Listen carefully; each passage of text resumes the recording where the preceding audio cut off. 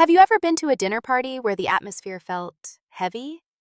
You know, the kind where everyone is scanning the room trying to figure out who the most important person is and terrified they might be sitting at the wrong end of the table.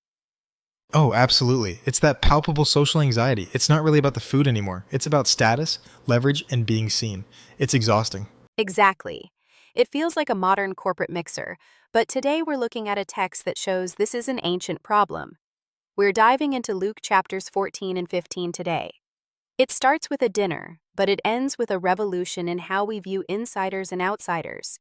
It really does. And what I love about this section of the narrative is that Jesus walks right into the lion's den. He's eating at the house of a prominent Pharisee on the Sabbath. The text says they were watching him closely. It's a trap. Right, the tension is high before the appetizers are even served, and immediately there's this issue of a man with dropsy, a medical condition, right there on the Sabbath. It's the classic setup. If Jesus heals him, he breaks their religious rules. If he doesn't, he lacks compassion. But Jesus flips the script. He asks them if it's lawful to heal. When they stay silent, he heals the man and sends him away. But then he pivots to something that makes everyone even more uncomfortable, the seating chart. I love this part because it's so relatable. He watches them jockeying for the places of honor. It's musical chairs for the ego. It is, but his advice isn't just good etiquette, it's a dismantling of human pride. He tells them, go sit in the lowest place. In a culture, and frankly in our culture too, where upward mobility is the God we worship, Jesus suggests downward mobility. If you exalt yourself, you'll be humiliated.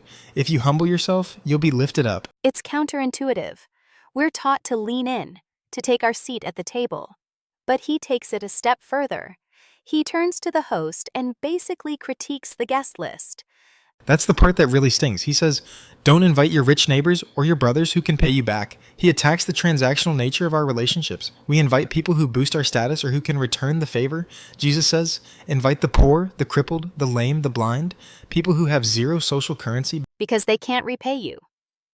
Precisely. And that lack of repayment is where the blessing is. It forces you to rely on God's economy, not the social economy. This leads right into that famous parable of the great banquet.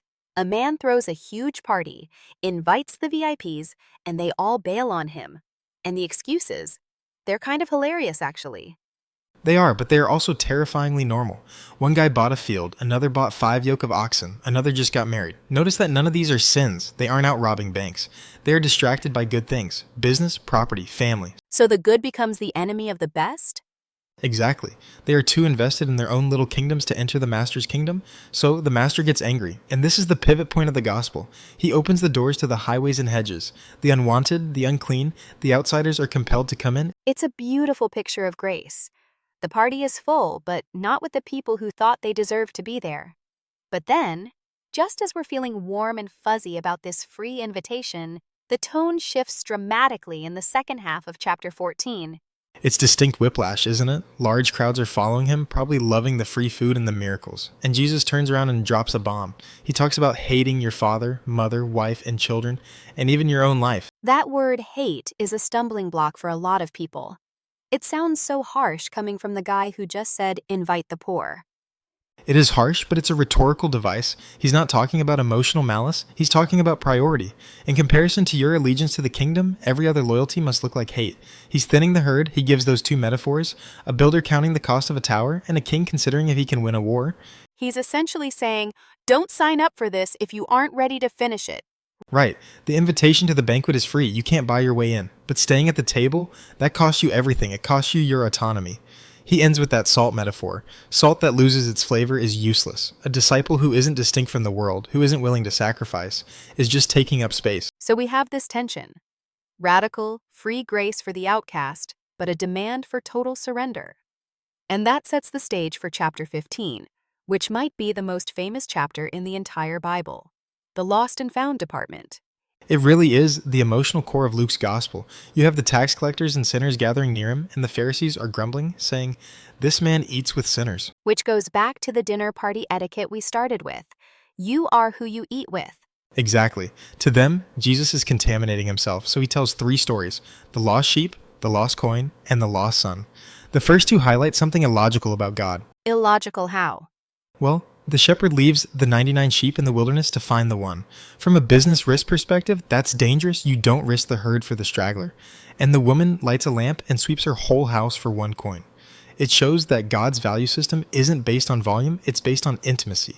He goes after the one. And the celebration when they are found is massive. Joy in heaven.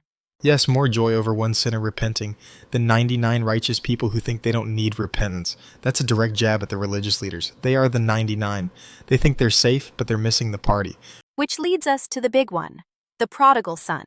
Or, as some people call it, the parable of the two sons. I prefer the two sons because the older brother is just as important as the younger one. We know the younger son's arc, rebellion, waste, hitting rock bottom in a pigsty, and coming home.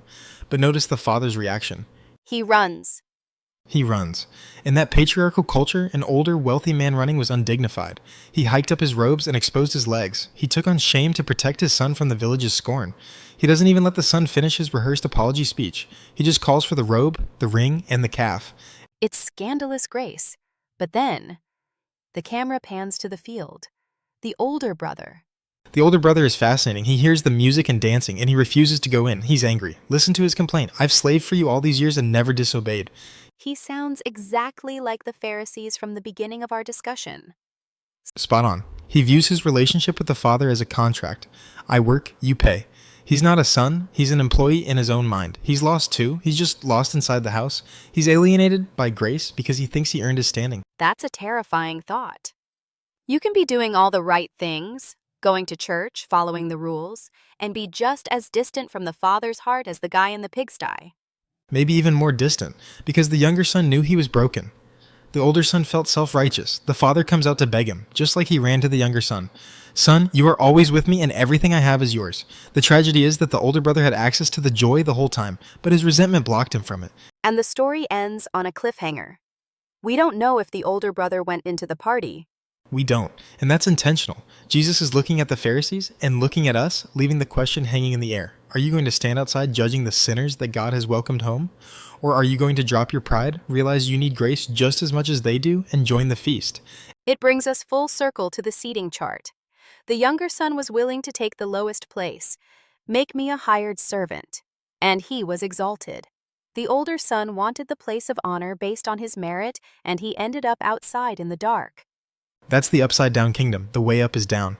The way to be found is to admit you're lost, and the cost of discipleship is high, but the cost of missing the party is far higher.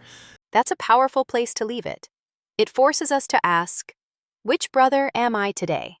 And more importantly, who am I judging that God is currently running toward with open arms? Exactly. The table is set. The invitation is open. The only thing that keeps us out is our own refusal to receive a gift we can't repay. Thank you for unpacking this with us. It's a lot to chew on. My pleasure. It's a story that never gets old. For our listeners, take a moment this week to think about your own seating chart. Until next time, keep listening. If you have been blessed by this, please like, subscribe, and share this joy with others. God bless.